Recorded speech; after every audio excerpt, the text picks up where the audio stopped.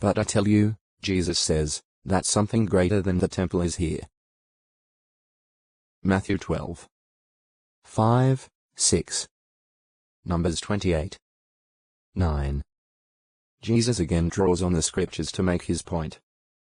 If you had understood what this means, I want mercy and not sacrifice, you would not have condemned the guiltless ones. He concludes, for the Son of Man is Lord of the Sabbath. Jesus is referring to his coming peaceful kingdom rule of 1,000 years. Matthew 12. 7, 8. Hosea 6. 6. Humankind has long been suffering laborious enslavement by Satan, with violence and war abounding. What a contrast it will be under the great Sabbath rule of Christ, who will provide the time of rest we long for and need. Disciples pluck grain on the Sabbath. Jesus is Lord of the Sabbath. The Pharisees make what charge against Jesus' disciples, and why? How does Jesus correct the Pharisees' view?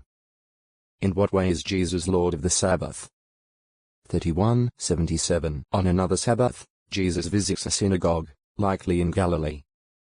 There he finds a man whose right hand is withered. Luke 6. 6. The scribes and the Pharisees are watching Jesus closely. Why? They reveal what their real intent is when they ask, is it lawful to cure on the Sabbath? Matthew 12. 10. The Jewish religious leaders believe that healing is lawful on the Sabbath only if life is in danger. Thus, for example, on the Sabbath it is unlawful to set a bone or bandage a sprain, conditions that are not life-threatening. Clearly the scribes and the Pharisees are not questioning Jesus, because they feel genuine concern for this poor man's suffering. They are trying to find a pretext for condemning Jesus. Jesus, however, knows their twisted reasoning.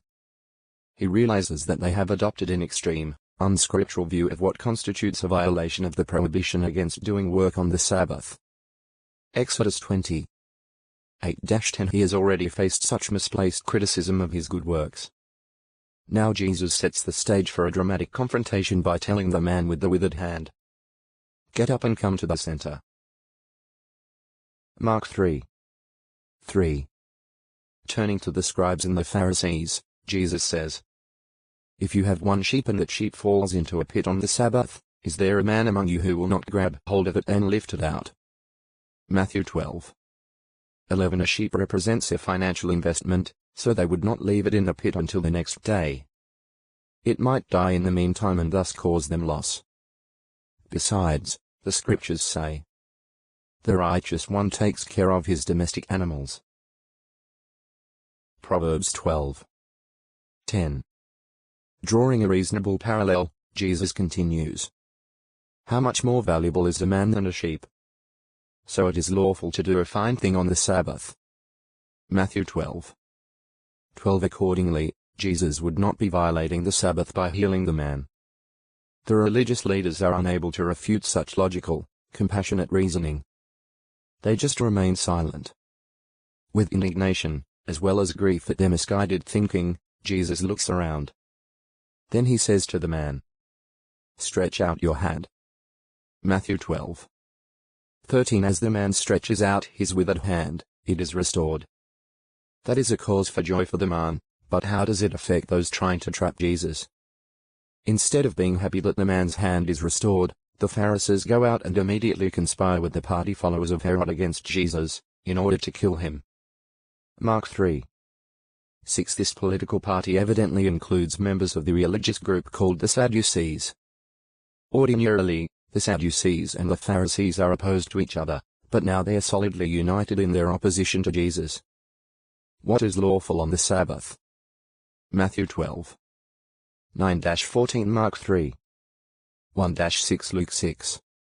6-11. 78. Healing a man's hand on the Sabbath. What is the setting for a confrontation between Jesus and Jewish religious leaders? The Jewish religious leaders have what wrong view of the Sabbath law? How does Jesus wisely refute wrong views about the Sabbath? 32:79. Upon learning that the Pharisees and the party followers of Herod planned to kill him, Jesus and his disciples withdraw to the Sea of Galilee. Great crowds flock to him from all over. From Galilee, the coastal cities of Tyre and Sidon, the eastern side of the Jordan River, Jerusalem,